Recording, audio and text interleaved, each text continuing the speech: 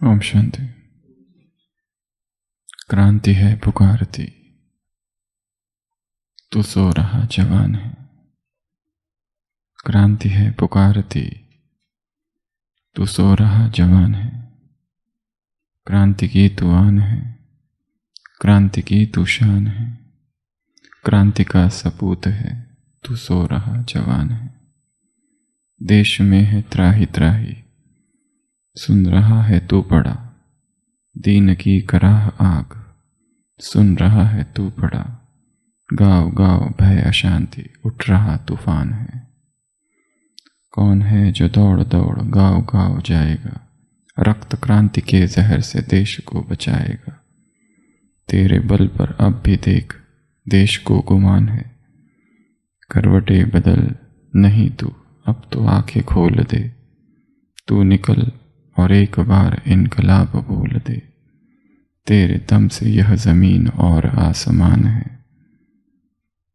छोड़ दे यह भेदभाव, तोड़ दे वह रूढ़ियाँ। रूढ़ियों से बंध सकी है कब नई पीढ़ियाँ। सब मनुष्य समान है और सबका हक समान है। तू बड़ा है जब भी तो आंधियाँ लजा गई। क्रांतियाँ कदम कदम पे मंजिलें सजा गई। तेरे इस सही कदम पे झुक गया आसमान है। मार्ग की मुसीबतों से कब रुकी जवानियाँ, पथ की चुनौतियों के डर से कब झुकी जवानियाँ। उठा कदम बढ़ा के तेरी सांस में तूफान है। क्रांति है पुकारती, तू सो रहा जवान है। क्रांति है पुकारती, तू सो रहा जवान है। क्रांति की तू आन है, क्रांति की तू शान है। क्रांति का सपूत है, तू सो रहा जवान है। क्रांति है पुकारती, तू सो रहा जवान है। क्रांति की तू आन और क्रांति की तू शान है। क्रांति है पुकारती, तू सो रहा जवान है। क्रांति की तू आन और क्रांति की तू शान है। कौन है जो दौड़ दौड़ गाँव गाँव जाएगा। कौन है जो दौड़ दौड़ गाँव गाँव जाएगा। रक्त क्रांति के वहन से देश को बचाएगा। कौन है जो दौड़ दौड़ गाँव गाँव जाएगा। रक्त क्रांति के वहन से देश को बचाएगा। उठ कदम बढ़ा के तेरी सांस में तूफान है। उठ कदम बढ़ा के तेरी सांस में तूफान है। क्रांति की तू आन और क्रांति की तू शान है। क्रांति की तू आन और क्रांति की तू शान है। क्रांति है पुकारती, तू सो रहा जवान है। क्रांति की तू आन और क्रांति की तू शान है। तू बढ़ा है जब भी तो आंधियाँ लजा गई। तू बढ़ा है जब भी तो आंधियाँ लजा गई। क्रांतियाँ कदम कदम पे मंजिलें सजा गई। तू बढ़ा है जब भी तो आंधियाँ लजा गई। क्रांतियाँ कदम कदम पे मंजिलें सजा गई। तेरे इस सही कदम पे झुके आसमान है। तेरे इस सही कदम पे झुके आसमान है। क्रांति की तू आन और क्रांति की तू शान है। क्रांति की तू आन और क्रांति की तू शान है। क्रांति है पुकारती, तू सो रहा जवान है। क्रांति की तू आन और क्रांति की तू शान है। क्रांति की तू आन और क्रांति की तू शान है।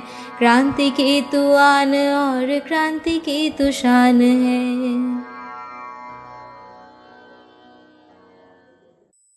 जीवन सतत क्रांति है।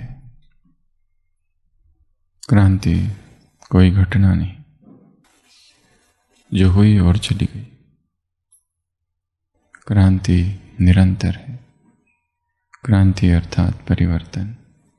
हर दिन क्रांति हो, हर दिन नवीनता हो, हर दिन एक विद्रोह, एक विप्लव। स्वयं के पुराने स्वभाव से, क्रांति की तू आन है, क्रांति की तू शान है, क्रांति तुम्हें पुकार रही, तू सो रहा जवान है, तेरी सांस में तूफान है। तो अभिनव क्रांति कोई सीरीज का नाम नहीं, परंतु अभिनव क्रांति जीवन में हो रही हर घटना का नाम है। वो हुई और समाप्त, ऐसे नहीं, अब हो रही है, अब हो, ताकि हम उस नए समाज की नींव अब ही डाल सके। वो जो नया समाज, एक विधायक समाज, एक स्वर्णिम युग इस धरती पर आने से पहले हमारे हृदय में अवतरित हो। और वो तभी होगा जब पुरानी मान्यताएं, पुरानी रूढ़िवादिताएं, पुराने बिलीफ सिस्टम्स को हम छोड़ने का साहस कर सके। और जब तक वो साहस नहीं, तब तक हम उसी पुरानी बातों में फंसे रहेंगे। क्योंकि युग बदल रहा है, समय बदल रहा है। किसी समय बाबा की शिक्षाएं थी कि हेलीकॉप्टर से पर्चे फेंको, सबको संदेश दो, पर किसी अव्यक्त वाणी में इस तरह का कुछ नहीं कहा गया। शिक्षाएं अपडेटेड होती गई। जो शुरुआत में कहा, आते समय कह दिया, फिर इसको यहीं पर छोड़ दो, गाड़ दो, भक्तों के काम आएगा। नई शिक्षाएं, नया ज्ञान, नए युग के लिए नया ज्ञान, और यह ज्ञान अपडेटेड होते रहता है। इसलिए पुराने को यदि हम पकड़ के रखें तो शायद हमारी उन्नति ना हो सके, क्योंकि समय के साथ सब बदल रहा है। परंतु नैतिक साहस या मॉरल करेज या अभय होने का ये अर्थ नहीं है कि हम अनैतिक हो जाए, अराजक हो जाए और मूलभूत सिद्धांतों को और मूलभूत मर्यादाओं को ही छोड़ने लगे। परंतु फिर भी ये करेज क्या है, ये साहस क्या है, इसे समझना होगा। क्योंकि जब तक ये साहस नहीं, जब तक अंदर वो क्रांति की चिंगारी ना उठे, वो विद्रोह की ज्वाला न जगे, तब तक हम आगे बढ़ भी नहीं सकेंगे। तब तक 106 दिन हमने बहुत सारी चीजें देखी। बड़ी सीरीज में छोटी छोटी सीरीज देखी, बड़ी भट्टी में छोटी छोटी भट्टियां देखी, कुछ अपने साथ प्रयोग किए, बहुत सारी नई बातें, नई जो पुरानी थी, उनको ही फिर से जाना, फिर से समझा, और संपूर्ण यज्ञ का इतिहास एक एक दिन रिवाइज किया। हो सकता है बहुत सी बातें आपको पहले ही पता हो, बहुत सी बातें ऐसा भी हो सकता है कि आपको लगी ये ठीक नहीं है, मन मत है। तो जो अच्छा लगा उसको ले लो, और जो अच्छा नहीं लगा उसको छोड़ दो। और यही क्रांति भी है। जो ठीक है उसको स्वीकार कर लो, और जो मन कहता है ये ठीक नहीं है, उसे तब तक स्वीकार ना करो जब तक मन राजी ना हो जाए। जबरदस्ती कुछ भी करना नहीं है, क्योंकि किसी ने कहा है, क्योंकि कहीं पर लिखा है, क्योंकि हमें बताया गया है, क्योंकि परंपरा से वो बात चली आ रही है। इसलिए सत्य को स्वयं खोजना है। सत्य इतना सस्ता नहीं है कि गूगल में मिल जाए और सोशल मीडिया पर हमारी राह देख रहा है और किसी ने भेज दिया और हमने जान लिया। सत्य साधना है, सत्य तपस्या है, सत्य खोज है। और सत्य का मार्ग इतना आसान भी नहीं है। सत्य कीमत मांगता है, सत्य बलिदान मांगता है। सत्य का मार्ग त्याग, तपस्या और वैराग का मार्ग है। तो इस अभिनव क्रांति में आज हम प्रवेश कर रहे 107वें दिन। बहुत सी बातें की चर्चा हो चुकी है, कुछ रही हुई है। सब तो इसमें नहीं बताया जा सकता है, परंतु ये ऐसा समझो कि ये शुरुआत अभी हो रही है। अभी तक तो थियरी सुनी, जो मेन काम है अभी आज से, कल से, परसों से करना है। ये खत्म नहीं हो रहा है, अभी तो शुरुआत है। अभी तो जस्ट एक ट्रेलर, अभी तो खाली नींव डाल के रखी है। आगे की जर्नी तो अभी बाकी है। यात्रा लंबी है, दुर्गम यात्रा है। अभी बादल भरे हैं बस। एक पेशेंट का ऑपरेशन होना था और उसके रिश्तेदार पकड़कर उसे हॉस्पिटल ले आते। वो कहते हैं मैं ऑपरेशन नहीं कराऊंगा, मर जाऊंगा पर ऑपरेशन नहीं कराऊंगा। मुझे एलोपैथी पर बिल्कुल विश्वास नहीं है। मुझे चाहे तो आयुर्वेद दे दो, मुझे चाहे तो नेचुरोपैथी दे दो, होम्योपैथी दे दो, परंतु एलोपैथी को मैं नहीं मानता और मुझे ऑपरेशन नहीं कराना है और मुझे बहुत डर लगता है ऑपरेशन से। रिश्तेदार नहीं मानते, 4-5 लोग पकड़कर उसको हॉस्पिटल लेके आते हैं। ऑपरेशन तुमको कराना ही पड़ेगा। वो कहता है नहीं कराऊंगा, मुझे डर लगता है। ऑपरेशन शब्द से ही डर लगता है। बेड पर लिटाया जाता है, स्पेशल वार्ड। उधर से डॉक्टर आते हैं। दरवाजे से ही डॉक्टर कहता है इतनी बदबू आ रही है, क्या इसने नहाया नहीं है? रिश्तेदार कहते हैं पिछले 10 दिन से बस एक ही रट लगा है, मुझे ऑपरेशन नहीं करना है। ना नहाता है, ना सोता है, ना खाता है। वो बस एक ही रट लगा के है कि मुझे ऑपरेशन नहीं करना है। डॉक्टर कहता है ऑपरेशन मैं नहीं करूंगा, पहले इसको नहलाओ, बदबू आ रही है इसके शरीर से। ऐसे पेशेंट को हॉस्पिटल में अंदर ओटी में नहीं लेके जाएंगे, पहले इसका शाही स्नान कराओ। वार्ड बॉय आते हैं और उसको सब पकड़ के ले जाते हैं और उसको बहुत अच्छे गरम गरम पानी से नहाते हैं। नहाने के बाद वो इतना खुश हो जाता है, कहता है मुझे पता ही नहीं था इतना अच्छा होता है ऑपरेशन। इसको ऑपरेशन कहते हैं, मुझे पता ही नहीं था। अभी तक तो नहाना चालू था 106 दिन, अभी तक बदबू बहुत थी। पकड़ पकड़ के नहलाया जा रहा था। ऑपरेशन तो अभी बाकी है। ऐसे ही कुछ मत हो जाना कि ये पूरा हो रहा है। 108 दिन पूरे, 108 दिन का रसाहार पूरा। समर तो शेष है फिर भी। गुलामों की नई फौजें सजेगी, हिल उठेगी रोम की ताकत और आतंक पिघलेगा।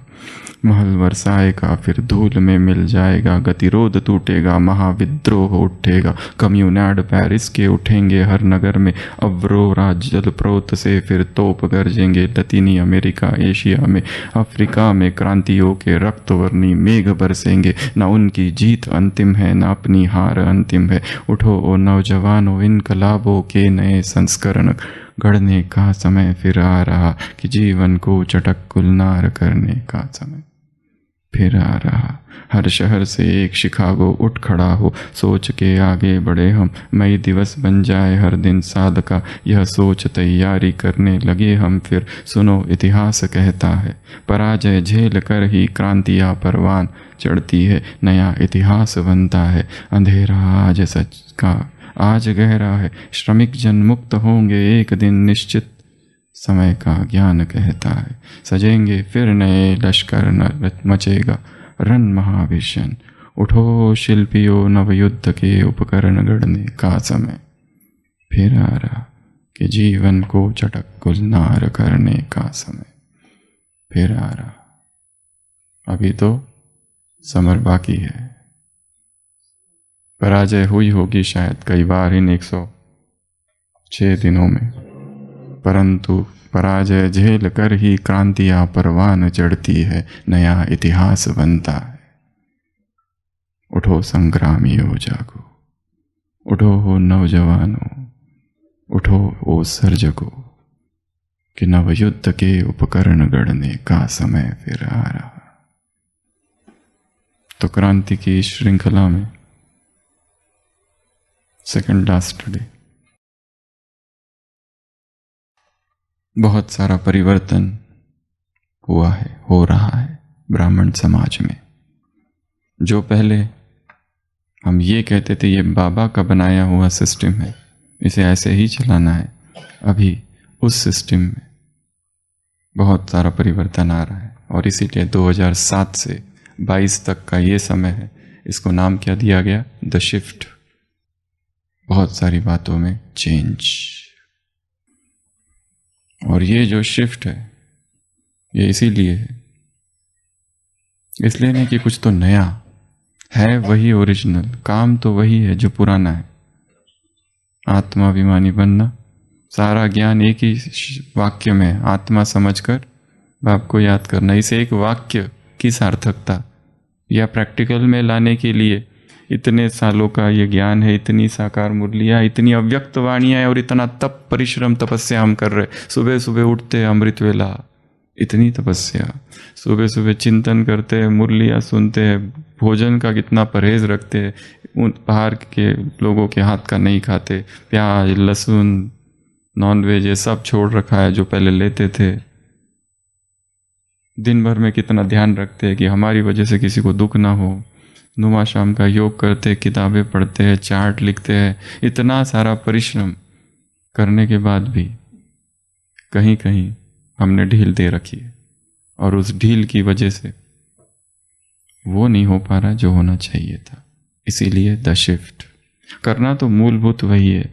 जैसे एक व्यक्ति एक तालाब के पास पहुंचता है और वहाँ मछलियाँ पकड़ने लगता है, वहाँ लिखा होता है कि यहाँ फिशिंग स्ट्रिक्टली प्रोहिबिटेड, अलाउड नहीं है सरकार की तरफ से, फिर भी वो मछलियाँ पकड़ने लगता है। और जब पकड़ ही रहा था तो एक पुलिस वाला इंस्पेक्टर वहाँ से गुजर रहा था, वो देख लेता है उसको और डर जाता है, और वो मछलियाँ पकड़ते पकड़ते हाथ में कुछ मछलियाँ होती है वो सब छोड़ देता है, एक को पकड़ लेता है बस। वो पुलिस आता है, कहता है क्या कर रहे हो? वो कहता है कुछ नहीं, इस मछली को तैरना सिखा रहा था। मछली को तैरना सिखा रहा था। मछली को तैरना सिखाने की जरूरत नहीं है। आत्मा को आत्मा अभिमानी बनने को सिखाने की आवश्यकता नहीं है, वो उसका स्वभाव है, उसका जन्म ही पानी में हुआ है। परंतु गड़बड़ हुई है बीच में, इसीलिए आवश्यकता है यहाँ पर कि हम अपने आप को सिखाए कि मैं हूँ कौन, मैं कौन, मैं कौन, मैं कौन। तो आज हम चर्चा करेंगे चेंजिंग ट्रेंड्स इन बीकेस, अर्थात बदलते रुझान ब्राह्मणों में। बदलते जो रूढ़िवादियाँ थी वो ऑलरेडी चेंज हो रही है, तो ऐसी हम 4 और 4 ऐसी 8 बातें देखेंगे। वो कौन से चेंज ब्राह्मण परिवार में ऑलरेडी आ चुके हैं, आ रहे हैं,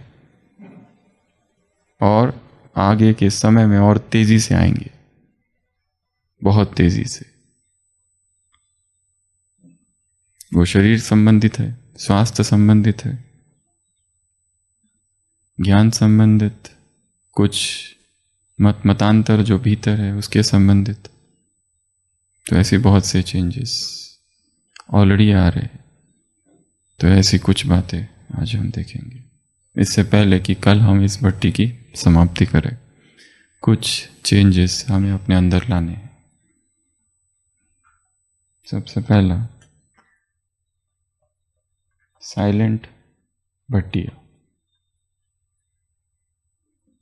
मधुबन में भट्टियाँ होती है, सेंटरों पर भट्टियाँ होती है, रिट्रीट सेंटरों पर भट्टियाँ होती है, पर ये सभी भट्टियों में आवाज़ है, क्लासेस है, गीत बजते हैं, म्यूज़िक बजता है, और बहुत सारी चीज़ें होती है। पर विदेश में अभी अधिक से अधिक ट्रेंड कौन सा चालू हो गया है? साइलेंट रिट्रीट का, साइलेंट भट्टियों का। और ये ज़रूरी नहीं है कि हम कहीं जाए, वहाँ तो बाकायदा कोई स्थान लिया जाता है, कोई हिल स्टेशन पर, कोई हिमालय की चोटी पर, या नीचे तलहटी में जाते हैं। सब लोग भाई बहन अलग अलग जगह से आते हैं, कोई रिसॉर्ट लिया जाता है और 3 दिन वहाँ रहते हैं टोटल साइलेंस में। कोई क्लास नहीं, कोई म्यूज़िक नहीं, म्यूज़िक होगा भी तो थोड़ा सॉफ्ट म्यूज़िक।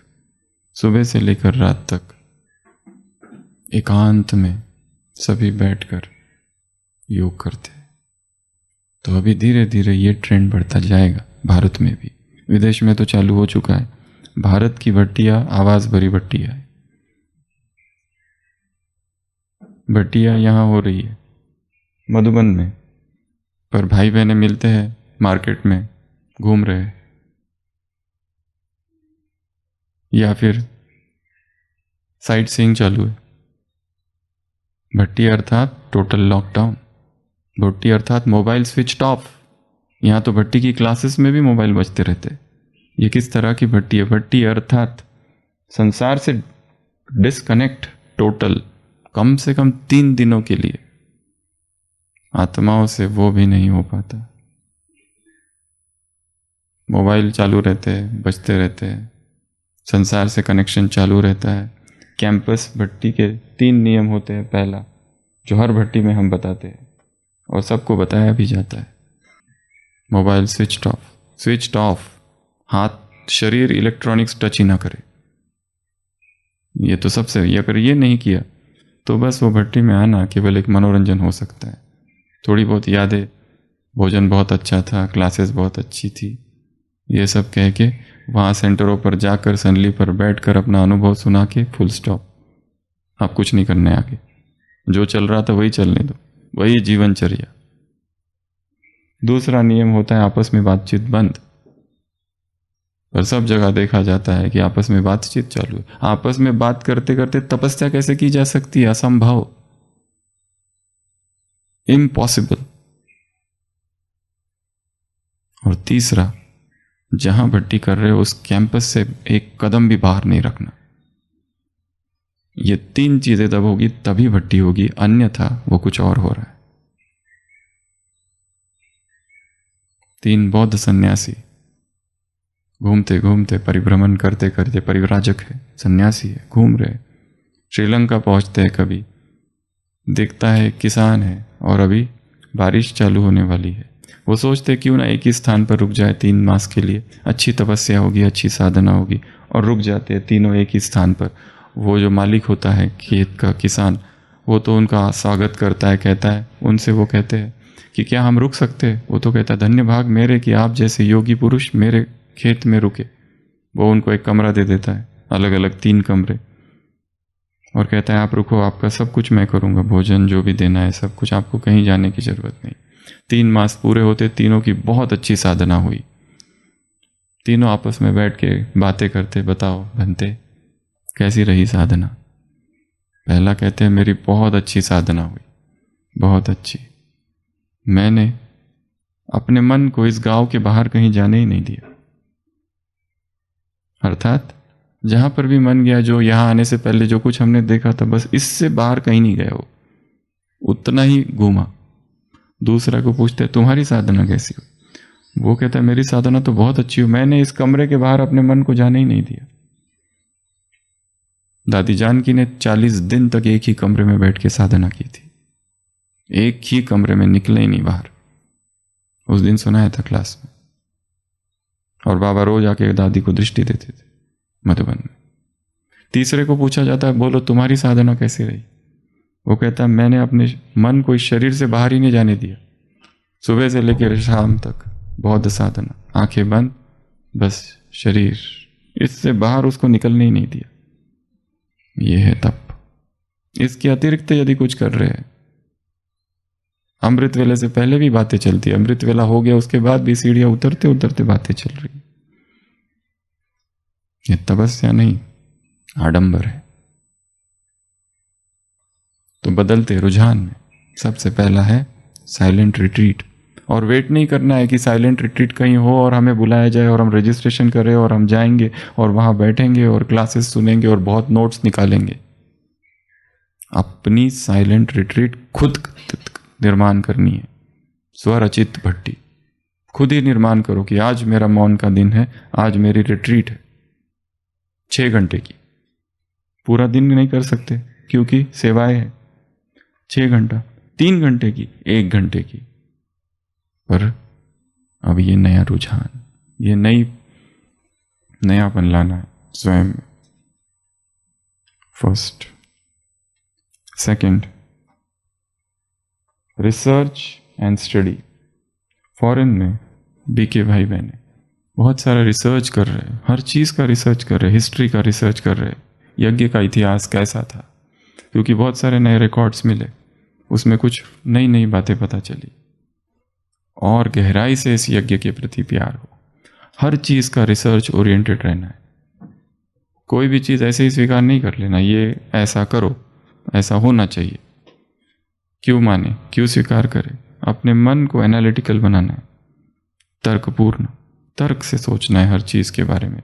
क्योंकि वर्तमान, कल भी हमने देखा माया के नए नए रूप और कितनी नई नई बातें देखी, और नई नई माया संसार में आ रही है जो मन को कंफ्यूज्ड कर देती है। समझ ही नहीं आता है ये क्या है, ये हो क्या रहा है। पहले ही कलयुग का अंत है। संगम युग भी 5 युगों से गुजरता है। संगम युग में भी सतयुग है, त्रेता है, द्वापर है, कलयुग है और संगम युग है। संगम युग का संगम युग, संगम युग की शुरुआत, संगम युग का सतयुग वो है जब हम ज्ञान में आते हैं। तो इतनी खुशी क्या करूं और क्या नहीं करूं, किस किस को पकड़ पकड़ के ज्ञान ना सुना दूं, जो जो मुझे मिला है सबको सुनाऊं, पूरी की पूरी मुरलियां याद कर लूं, पढ़ लूं, जान लूं, ऐसा कुछ छूटने ना पाए। पहले मुझे लेट हो गया है। इतनी खुशी, उठते ही भगवान मिला, खटिया हिलती है 2 बजे और अपने आँख खुलती है। नींद का नामो निशान नहीं, मुरली में नशा ही नशा, सेवाओं में, सेंटरों में क्या करूं और क्या नहीं करूं, साक्षात देविया बैठी है संदली पर। मधुबन के लिए कितना नशा, कितना प्यार, आंखों से आंसू आ जाते हैं ट्रेन में। अभी मधुबन पहुंचे नहीं है। कितना सुंदर, कितना प्यारा मधुबन ये हमारा है, सारे जहां से अच्छा है। कैसे कैसे गीत, भगवान हमारा साथी है, आंखों से अश्रुधाराएं बहती है, हम हैं तुम्हारे, तुम हो हमारे। जो सुख मिलता है उपकार तुम्हारा है बाबा, किन शब्दों में मैं गाऊं। नाचने लगता है, अगर दरवाजा बंद करके कोई तो नाचते भी है कमरे में अकेले। हमको मिले है परमात्मा। यह है सतयुग संगम का। फिर है त्रेता युग, थोड़ा सा नशा कम होना चालू होता है। पहले तो बहुत नशा था, अब नशा है परंतु कम कम कम कम कम कम। त्रेता। फिर चालू होता है द्वापर। द्वापर में भक्ति चालू होती है, कंप्लेंट्स चालू होती है, हे प्रभु कुछ करो। अवगुण दिखाई देने लगते, पर चालू हो जाता है,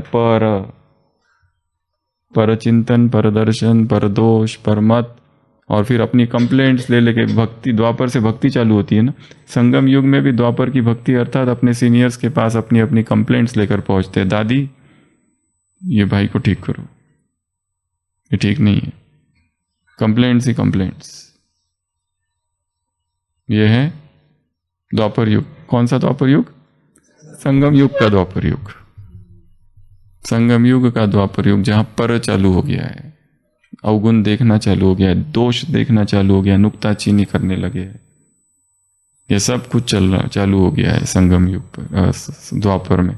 और जब कलयुग आता है फिर, कि हमने कंप्लेंट तो की पर हमारी कोई सुनता कहाँ है। सभी ऐसे ही है। घोर घृणा, नफरत, अब्यूजेस, ग्लानि, निंदा एक दूसरे की, ऑनलाइन निंदा, एक दूसरे के खिलाफ प्रचार, लड़ाइयाँ, झगड़े, निश्चय की कमी। यह है घोर कलयुग। किसका कलयुग? संगम युग का कलयुग। पर कहाँ हो रहा है ये सब? मन में चल रहा है, बाहर नहीं चल रहा है, सब मन में। परंतु कलयुग के बाद फिर क्या होता है? संगम। और संगम भी होता है जब इतनी निगेटिविटी बढ़ जाती है ब्राह्मण आत्मा में, हर चीज के प्रति निगेटिविटी, यज्ञ के प्रति निगेटिविटी, यहाँ होने वाली चीजों के प्रति, सब बातों के प्रति। फिर इस निराशा में कभी कभी वो सतयुग याद आता है, फिर वो बचपन के दिन भुलाना देने गीत याद आता है, और फिर अचानक कुछ ऐसे आत्माओं का संग मिल जाता है जो तीव्र पुरुषार्थ है, जो जागरण में है, जो जागे हुए है, जिनमें ये निगेटिविटी है ही नहीं, या फिर ये निगेटिविटी उन्होंने क्रॉस कर ली है। वास्तव में ये अवस्था में वही पहुंच सकता है जिसने ये सब देख लिया। खाली पॉजिटिव पॉजिटिव नहीं, पॉजिटिव भी देखा है, कंप्लीट निगेटिविटी भी देखी है, क्योंकि यज्ञ के 3 लेयर्स है। टोटल पॉजिटिविटी, शुरुआत में फिर निगेटिविटी, और लास्ट की लेयर दादियों की लेयर। उनमें कोई पॉजिटिव निगेटिविटी है ही नहीं, उनको कुछ भी नहीं दिखता ये सब निगेटिव, उनको सब अच्छा ही अच्छा दिखता है। वो सत्य है, वहां तक पहुंचना है। वो है संगम का संगम, और उसी के बाद फिर सतयुग आएगा। वो वाला सतयुग नहीं, यहीं पे सतयुग आएगा मन में। तो रिसर्च करना है ज्ञान पर, कुछ भी पॉइंट ऐसे ही स्वीकार नहीं कर लो, डेप्थ में जाओ, उसके गहराई में, डीप डीप डीप। तो सेकंड चीज, बदलता रुझान। बहुत सारे रिसर्च पेपर पब्लिश हो रहे हैं, बहुत सारे लोग ब्रह्मा कुमारीज के बारे में लिख रहे हैं। Brahma Kumaris the new religion. चिंतन करो, क्या ब्रह्मा कुमारीज भी एक कल्ट है? क्या एक धर्म है? जैसे बाकी धर्म थे, उनका एक स्थापक था, उनके नियम थे, फिर वो धीरे धीरे डिटेरेशन हो गया और नष्ट हो गया। क्या वो भी यही होगा? क्या यहां पर भी गिरती चढ़ती कलाएं हैं? चिंतन के विषय है, चिंतन करना है। तो second number research, third number exercise.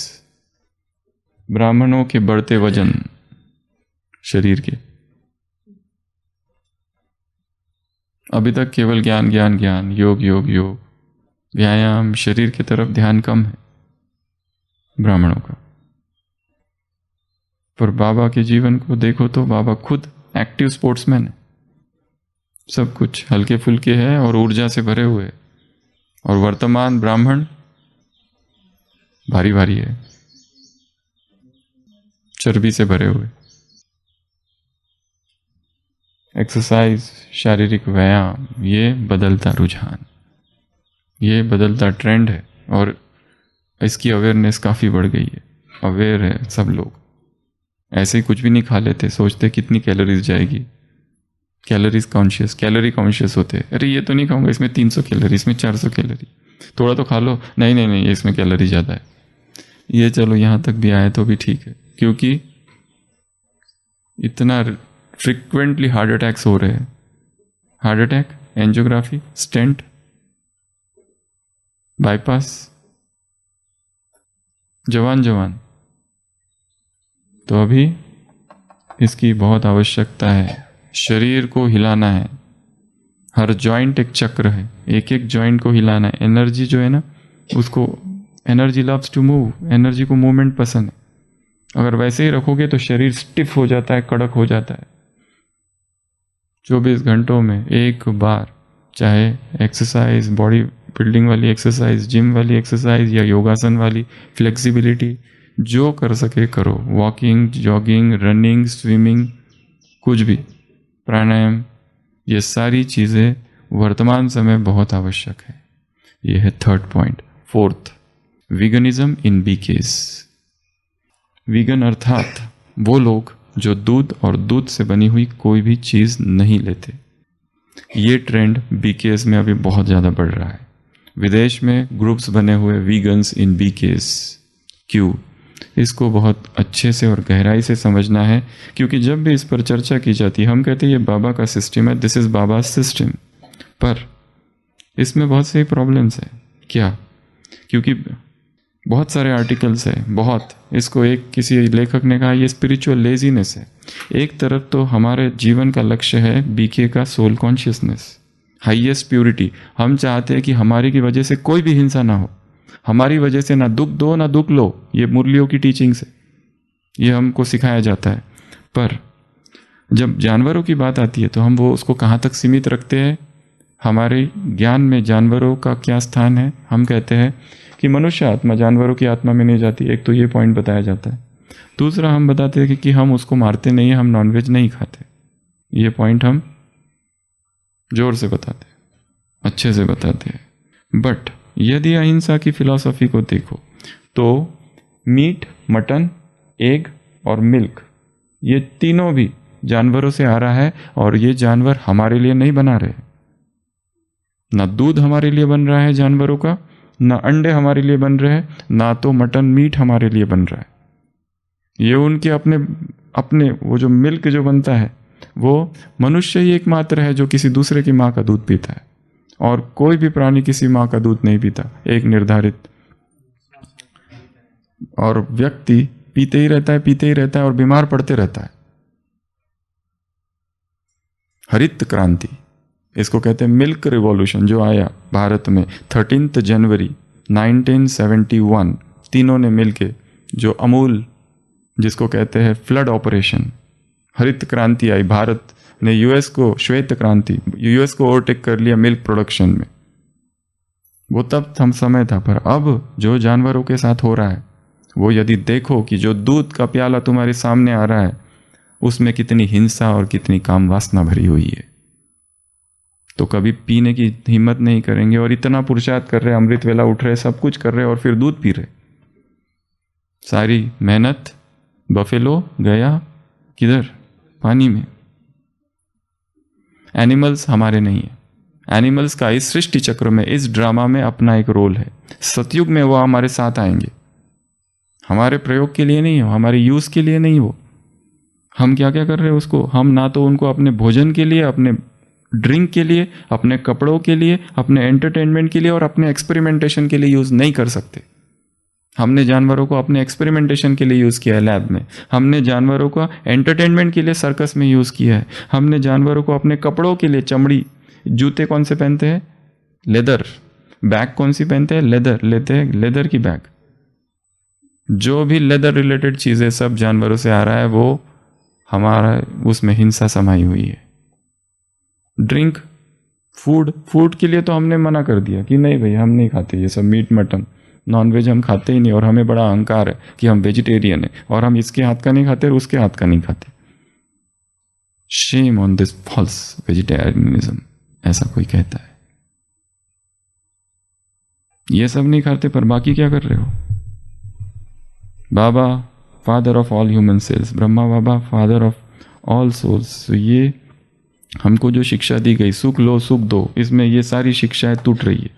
Cultivation धारणा हमारा है, मिल्क जो कुछ बन रहा है हम उसको थोड़ा ये कर देते, अलग कर देते। नहीं, इससे कुछ फर्क नहीं पड़ता है। प्याज लहसुन से फर्क पड़ता है पर इससे नहीं पड़ता है।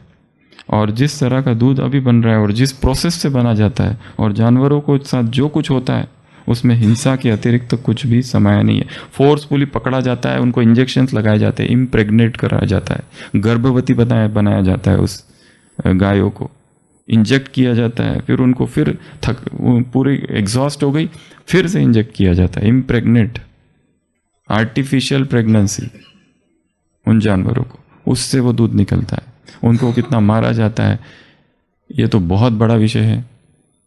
21 दिन भी अगर इस पर बात करें तो बहुत कम है। ये तो बात हुई उसकी पेन और सफरिंग। एक एक गाय जो सफ़र करती है उसका जो दर्द है, एक इंग्लिश में है Einsteinian wave, pain waves. Einsteinian pain waves क्या होती है? ये फिजिक्स है। अब let us come to science.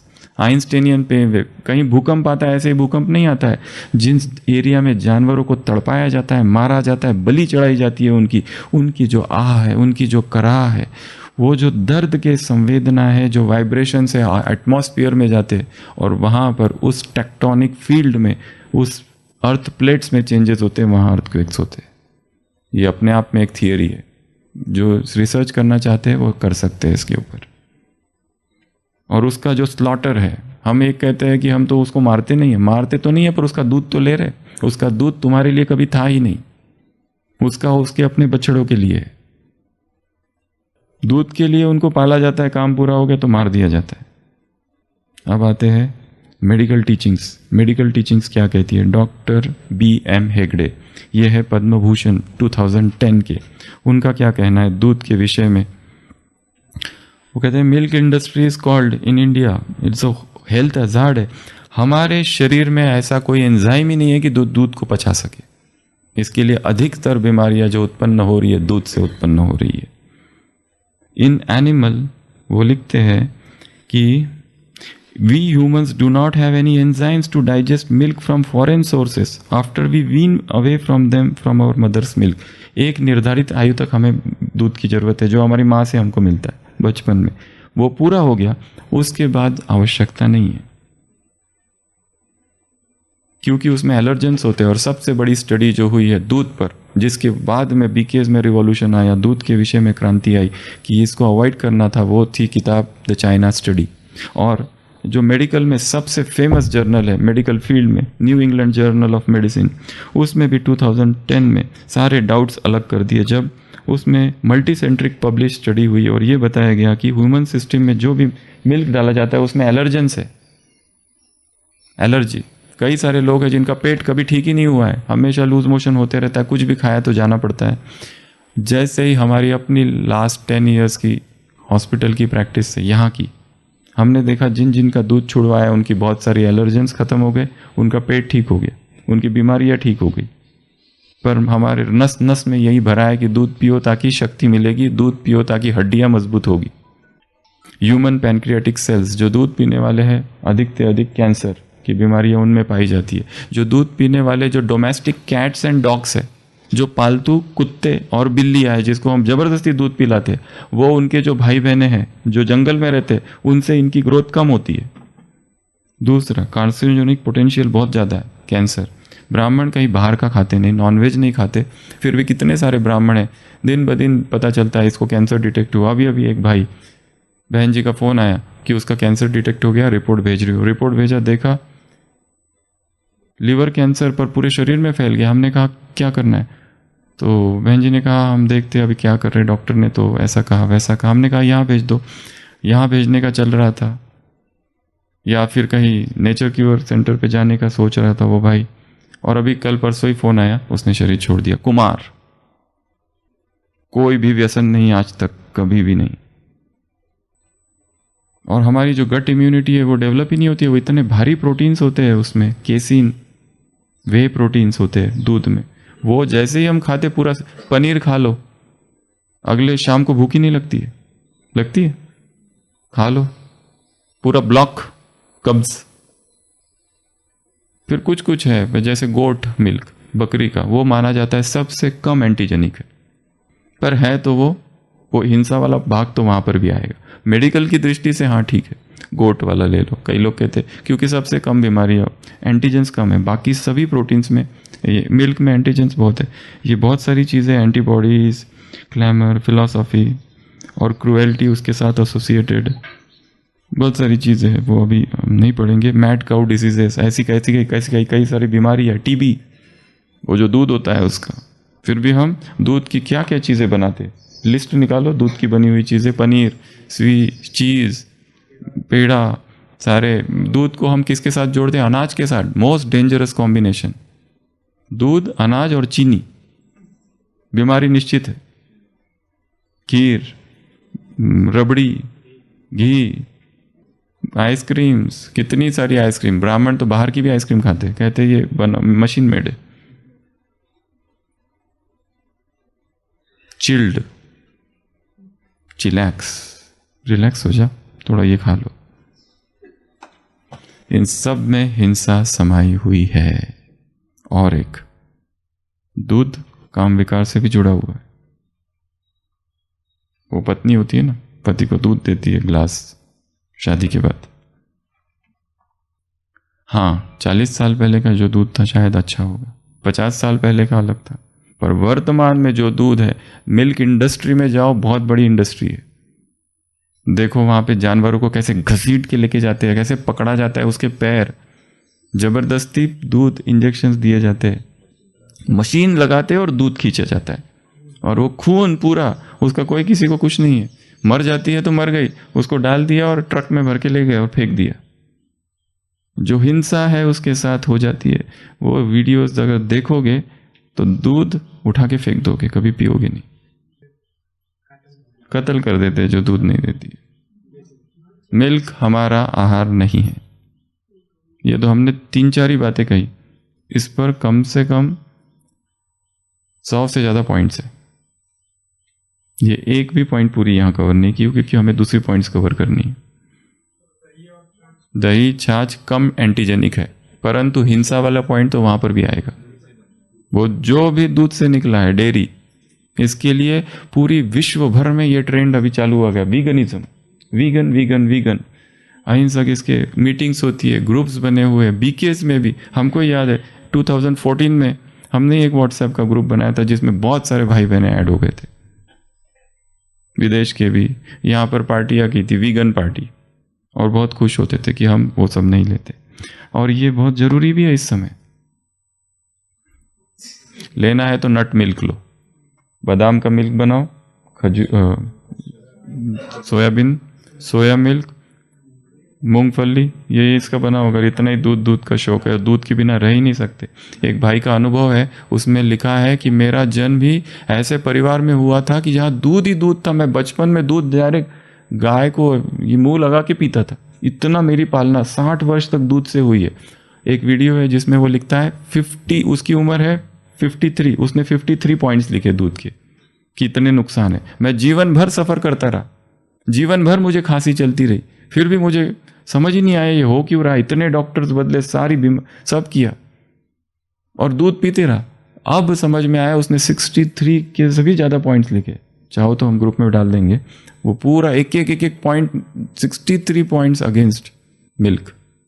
और मेडिकल फ्रेटर्निटी और ये सब तो कहते पियो पियो पियो, ताकत आएगी। माँ कहती है पीते क्यों नहीं, जबरदस्ती। और कोई भी छोटा बच्चा दूध पीना ही नहीं चाहता, भागता है, पर तो हम उसको बोर्नविटा और उसमें हॉर्लिक्स और डाल के उसका नाक बंद करके उसको पिलाते हैं। हमारा नेचुरल स्वभाव ही नहीं है उसको पीना, बचपन से आकर। फिर भी हम पीना कहाँ चाहते, पर हाँ उसको हम आइसक्रीम बनाते तो पीते, फिर उसको पनीर की सब्जी बना देते और सारे मसाले डाल के, तेल डाल के, जला भून के, और फिर उसको सब करके। तो चेंजिंग ट्रेंड क्या है, वीगनिज्म। हाँ, तो उसी के लिए कह रहे ये चेंजिंग ट्रेंड है, आज का टॉपिक ही वो है। ऐसे बहुत सारे बीकेज है और बहुत सारी बीके वर्ल्ड में ही टोली भी बनती है। कई जगह पर 2 प्रकार की टोली, एक वीगन टोली, एक नॉन वीगन टोली। तुमको जो चाहिए वो लो, अच्छा तुम ये नहीं खाते ये लो, फ्री माइंडेड। ऐसे कई सारे सेंटर्स है जहाँ 2 प्रकार की टोलियाँ बनती है। तो कई लोग जागृत है, कई नहीं जागृत है। कई लोग अब भी लेते हैं, वो उनकी इच्छा, क्योंकि सब जगह हमने कहा ना, हम क्या कोट करते, ये यज्ञ का सिस्टम है, ये बाबा का सिस्टम है। पर बाबा जब ये बताए थे तब कब बताया था, ये बहुत पहले की बात है।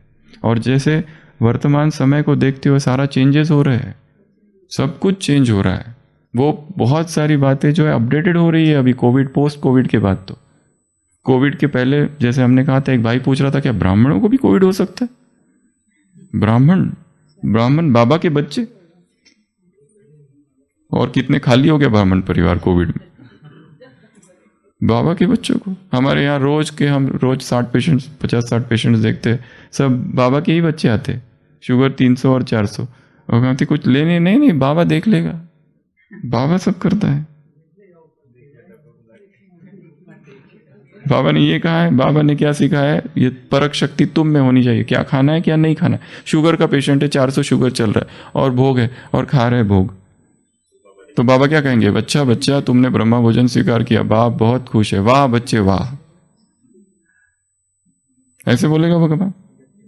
कभी नहीं। बाबा ने तो हर चीज के लिए अलग अलग श्रीमत दी है, हर एक को श्रीमत दी है। वर्तमान समय क्या श्रीमत है समझो उसको, आंखें खोलकर हर चीज जो हम कर रहे हैं, और खुद खा के देखो। और अगर नहीं मानते तो बंद करके देखो, 1 हफ्ता ट्राई करके देखो क्या होता है। रिसर्च करो, नहीं ठीक लगा तो छोड़ो, वापस चालू करो, करना है तो करो, नहीं करना है तो नहीं करो। बट ये हमारा आहार नहीं है। तो ये पॉइंट नंबर 3। पॉइंट नंबर 4, 4 ये हो गई। अब आते हैं point number 5, online garbage. Online garbage, garbage अर्थात कचरा, ऑनलाइन गार्बेज। ये इतना बढ़ रहा है वर्तमान समय, इतना बढ़ रहा है। ऑनलाइन अब्यूजेस, विस्तार करना, प्रचार करना, एक दूसरे के खिलाफ बोलना, ये सब ऑनलाइन जब से हुआ है तब से ये बहुत ज़्यादा हो रहा है। ऐप्स, नए नए ऐप्स, फिर ब्राउजिंग, इंटरनेट, दिन रात इंटरनेट पे लगे रहते, कॉल्स, फिर चैट्स, फिर डाउनलोड्स, फिर emails, films, games, notification, information, jokes. दिन रात एक दूसरे को क्या करते रहते? जोक्स भेजते रहते। उसका कोई तुक नहीं है, कोई अर्थ नहीं है। स्टेटस और DP, laptop, mobile, songs, alarm, classes, news, online shopping, photography, selfie, recording, reading, social media, Facebook, TV channels, WhatsApp, YouTube, zoom, और कितने सारे हैं, इतने सारे हैं कि आधे से ज़्यादा लोग उसी में बिजी रहते। बाकी दूसरा टाइम ज्ञान योग के लिए टाइम नहीं है। कलयुग में जो बताया ना ब्राह्मणों की, उसमें एक चीज से वैराग आ जाता है, ज्ञान योग से। ज्ञान योग से वैराग मतलब संगम युग का कलयुग चालू है, क्योंकि टाइम ही नहीं है। ये सारा जो ऑनलाइन गार्बेज है। और एक बात याद रखना है, यज्ञ के सूक्ष्म एक जो लिस्ट बनाई थी बहुत पहले, 108 सूक्ष्म पाप, उसकी लिस्ट सबके पास होगी, यहाँ पर भी कई बार सुनाई है। उसमें है एलिगेशंस, किसी पर मिथ्या आरोप लगाना, एक है अफवाहें फैलाना, दूसरे फैलाए पर हम उसमें सहभागी ना हो, forward forward forward forward, creating rumours, wrong information, गलत सूचनाएं, किसी का बदनाम करना, जानबूझकर किसी की सहायता न करना, ये बहुत सारे आर्गुमेंट्स करना, क्रिटिसाइज करना, वेस्ट टॉक। 108 सूक्ष्म विकर्म है ये ब्राह्मण जीवन की। इस तो कई पहले चर्चा हो चुकी है।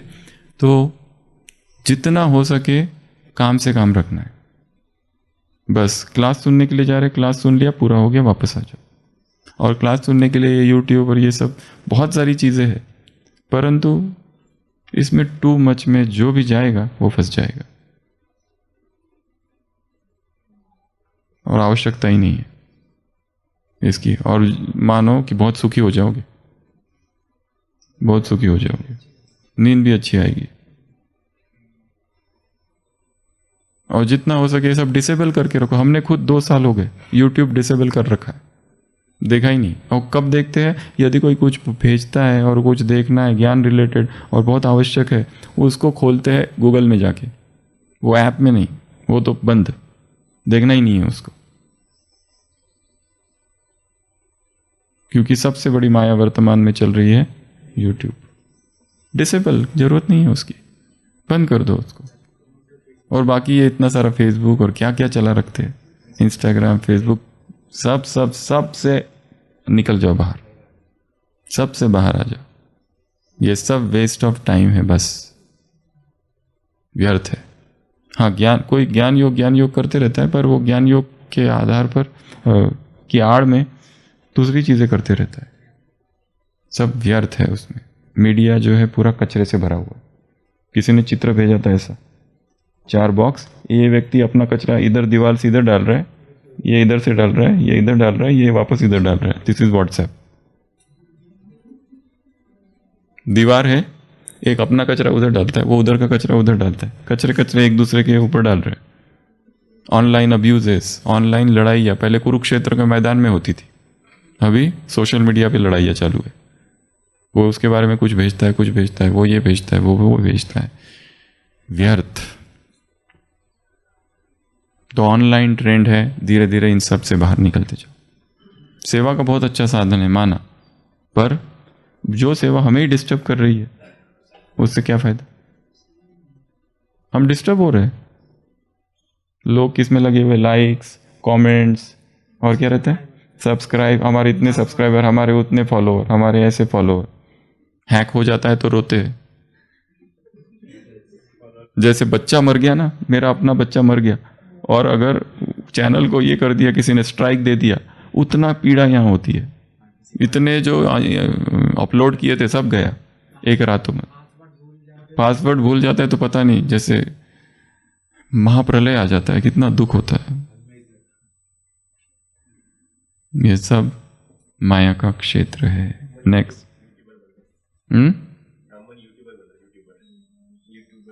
यूट्यूबर, उसका क्या? हाँ, उसका क्या?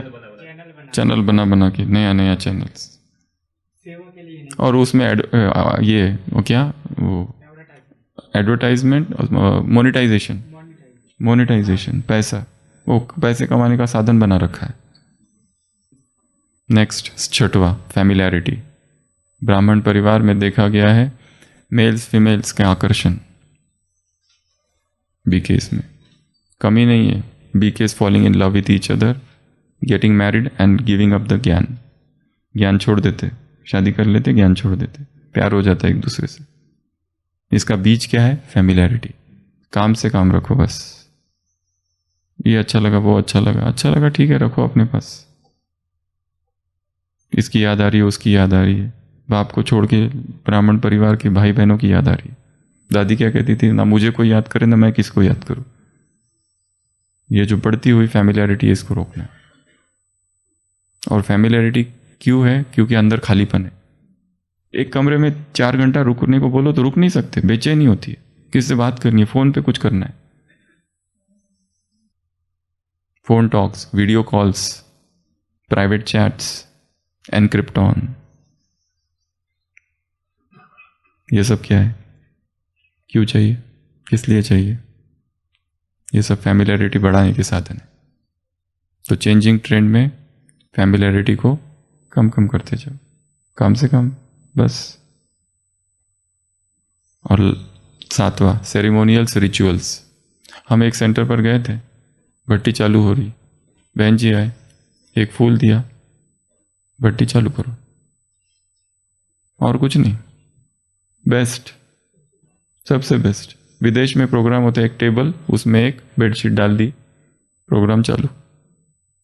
और भारत में धूम धड़ाका, बैंड बजता है, फिर उसका स्वागत होता है, फूर मार रहा है, हार चढ़ाए जाते हैं, और फिर मंच पर, और फिर इतना सेरेमोनियल्स, इतने सारे रिचुअल्स।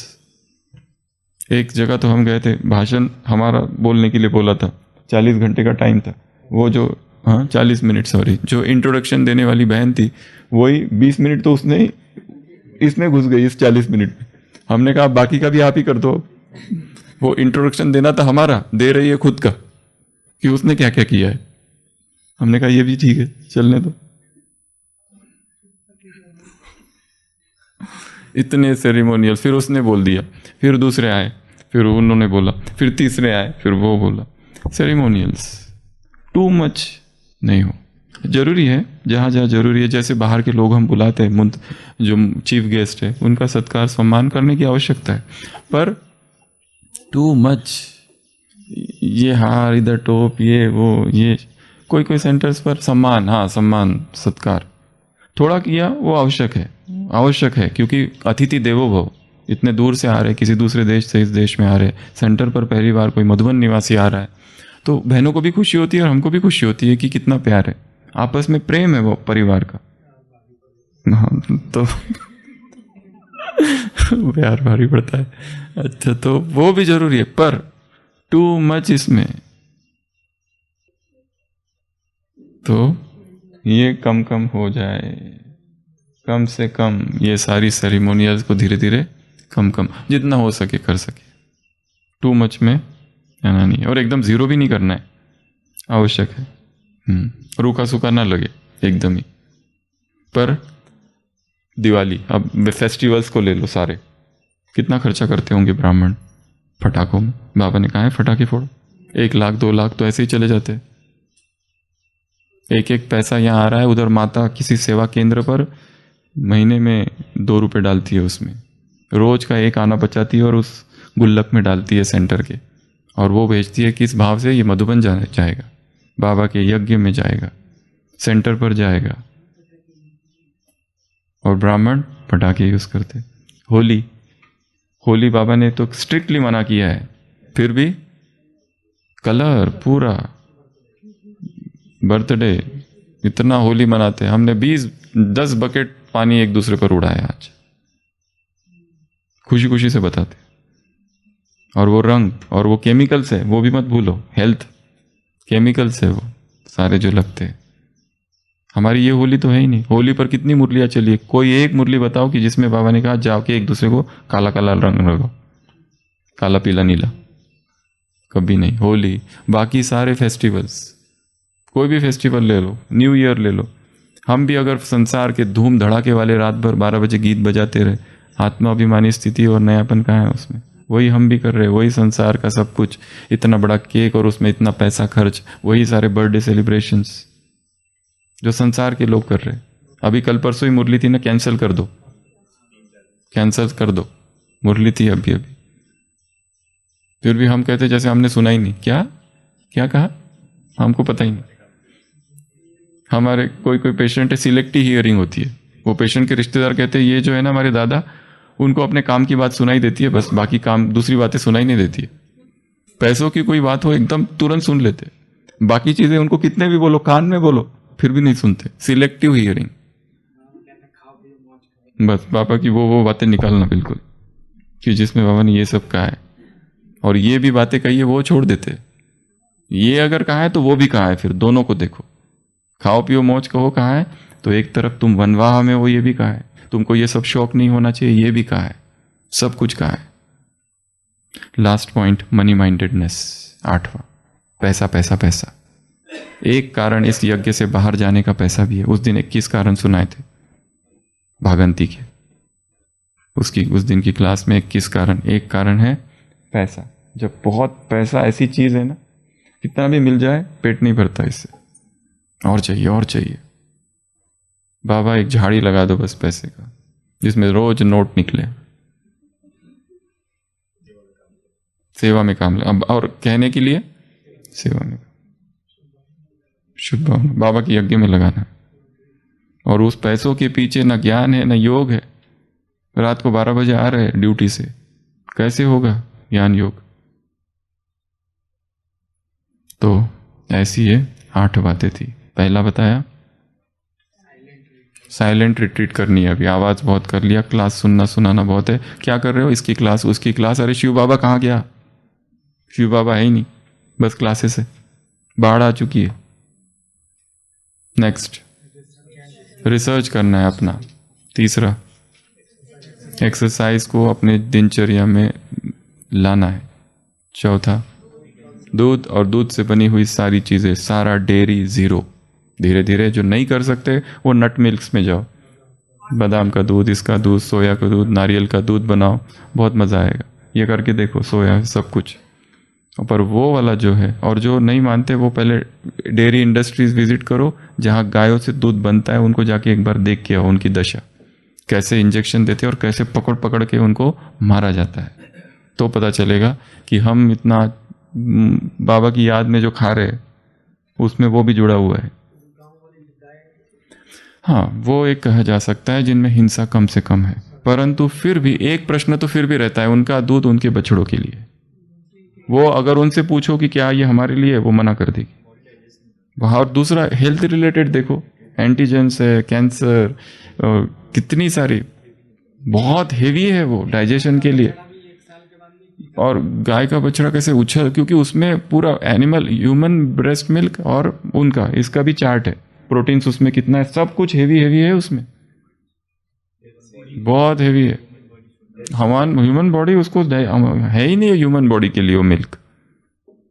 नेक्स्ट, ऑनलाइन गार्बेज, जो भी व्यर्थ आता है उसको फॉरवर्ड करना, अर्थात विकर्म करना या पाप करना। ये सूक्ष्म, ये अभी ऑनलाइन डिजिटल सिंस है। ये डिजिटल युग में डिजिटल सिंस, स्मार्ट युग में स्मार्ट सिंस, ऑनलाइन सजा वो सब होगा। Next, familiarity. ये जो है ना, फैमिलियरिटी जो बढ़ रही है आपस में, इसको कम। भाई बहन के रिश्ते के बाहर कोई रिश्ता नहीं बनाना है।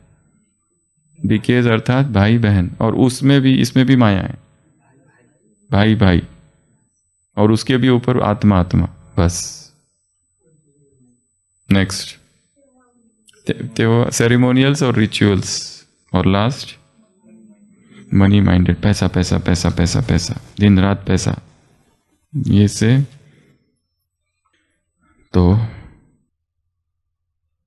क्रांति है पुकारती तू सो रहा जवान है, क्रांति है पुकारती तू सो रहा जवान है, क्रांति की तू आन है, क्रांति की तू शान है, क्रांति का सपूत है तू सो रहा जवान है। कौन है जो दौड़ दौड़ गाँव गाँव जाएगा, रक्त क्रांति के जहर से देश को बचाएगा। तेरे बल पर अब भी देख देश का को गुमान है, करवटे बदल नहीं तू अब तो आंखें खोल दे, तू निकल और एक बार इनकलाब बोल दे। तेरे दम से ये ज़मीन और आसमान है। मार्ग की मुसीबतों से कब रुकी जवानियाँ, पथ की चुनौतियों से डर के कब झुकी जवानियाँ। उठ कदम बढ़ा के तेरे सांस में तूफान है, क्रांति है पुकारती तू सो रहा जवान है। ओम शांति। क्रांति है पुकारती तू सो रहा जवान है, क्रांति की तू आन और क्रांति की तू शान है। क्रांति है पुकारती तू सो रहा जवान है, क्रांति की तू आन और क्रांति की तू शान है।